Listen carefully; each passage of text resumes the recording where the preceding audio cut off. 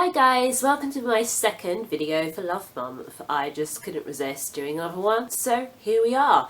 And as a kind of counterpoint to my previous video about why I love reading children's books, link in the description as the card, I decided that I would talk about why I love YA. Now, guys, at this moment, right now, I am 28 years old. I'm nearly 29. Very, very nearly 29.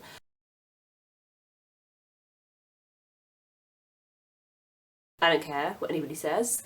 I love YA. I particularly love contemporary YA. It's my favourite genre. I, go off into many different directions in my reading.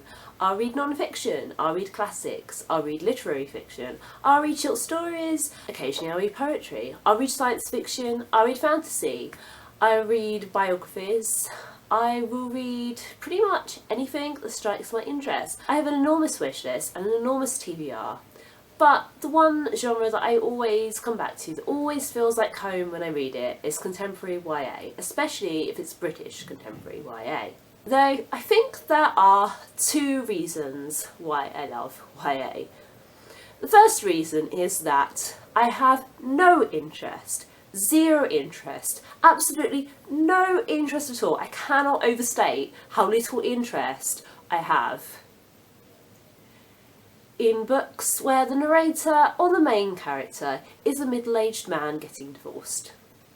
Literally do not give a crap about these books. I do not want to read them. I can't tell you how many times I've picked up a book with an interesting sounding title and a great cover and the name of an author that I recognise, and I've read the blurb and it's turned out to be about a divorced man in his 40s or 50s or 30s or 60s or any age at all. If it's about a divorced man, my interest drops like this. I don't care. I also have very little interest in reading books about divorced women. I'm not going to say it's just the men, it's also books about divorced women. I'll see a chick lit book with an interesting sounding title, a great cover. I'll read the blurb. It's about a woman who's got divorced and is now rediscovering herself. Interest level. I don't think that reading them will open my mind to a whole deep level of understanding and sympathy for divorced men. I don't know. If anything, they're just to make me angry.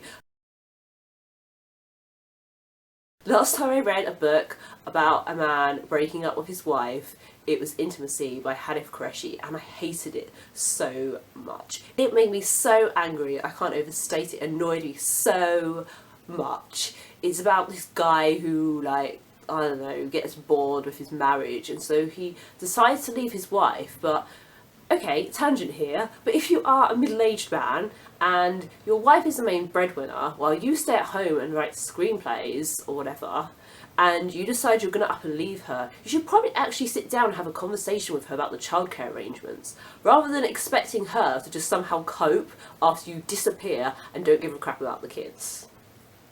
Just saying. It may be your cup of tea. Wasn't mine. Anyway, reading YA is the best way to avoid those stories, because they're always from the teenager's point of view. Even if there is a divorce, it's not the teenage characters having it, is it? I guess maybe if it was a dystopia, but then it might actually be interesting.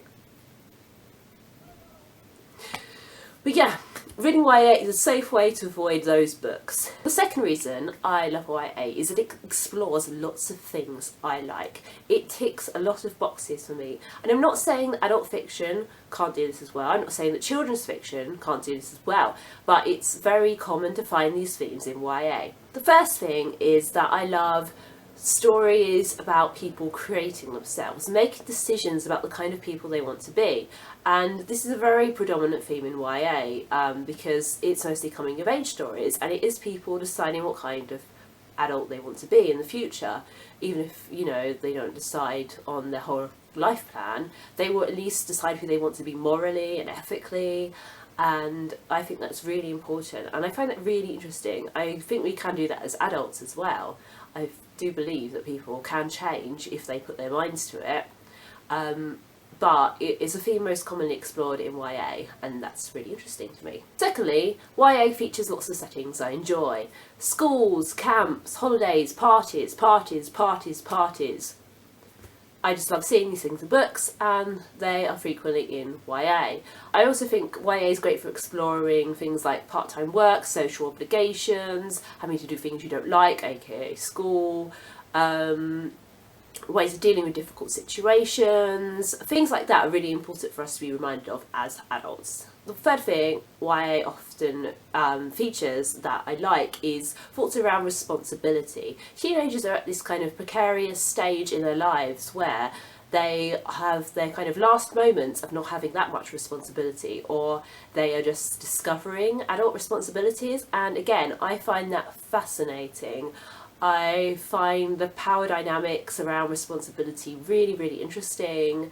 And again, it comes down to social obligation and how we navigate our choices and the choices of other people. And it all comes back to creating ourselves, how we can create ourselves, do we create ourselves, all the stuff I covered in point 1.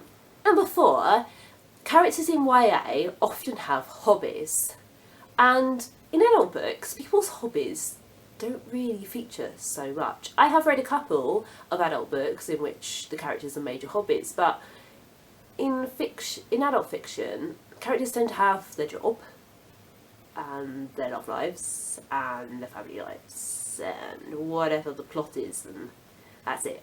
They don't have hobbies. I ranted about this in the video I did for Bookish Brits about the girl on the train, about how the characters have nothing really going on in their lives except for their kind of family dramas, and how it just didn't ring true, because in real life people have hobbies, and if they don't have hobbies then they have a TV show they really, really love, or they have obsessions of things, shopping, eating, they have friends, and a lot of that gets left out of adult fiction. It's probably, you know, a space issue because, you know, they're an adult and they also have to have a job and all of that. And whereas with a teenager, you kind of have more room to explore that, because if they don't care passionately about school, you can kind of sideline that and focus on their hobbies instead. That's why there's lots of YA books about characters joining bands, for instance, I think. But yeah, I have a lot of hobbies myself, and I love seeing that in books, and it's much more common in YA. The final thing that I love, that I think YA explores more than adult fiction, is friendship. I love reading about friendship, and I do think that this is something that adult books are starting to feature slightly more, or at least that's the impression I get from watching videos by booktubers who mostly talk about adult fiction. But in YA it can be such a strong and important theme, and friendships are still important to us as adults. And I also, again, I find power dynamics really interesting, and the power dynamics of teenage friendships are so intense because they can't escape them. They are kind of peer pressured into staying in friendships that are not healthy, and also they have to go to school, so they have to be friends with people that they might otherwise not choose to be friends with. And also these friendships can be really empowering and beautiful things as well, that can really help them become stronger people. So again, it goes back to my fascination with how we create ourselves. So that was a bit of a Why I Love YA, a critical essay. I hope you enjoyed watching it. Let me know in the comments if you love reading YA, why you do. If you don't like reading YA, I'd also like to hear from you. What is it about adult fiction that you like so much? Just kidding. I have read plenty of adult fiction that I have loved. I just prefer, as I've said, the themes that come up in YA. They're just generally more interesting for me, and they come up in YA fiction more often. But yeah, if you have any adult fiction recommendations that you think tick my boxes, let me know. And the same goes for YA books. Are there any YA books that you think particularly explore these themes? Please subscribe to the Bookish Brits channel if you want to see more from me and the others. Give this video a thumbs up if you liked it. And that's it. You'll see me again in a couple of weeks. Bye!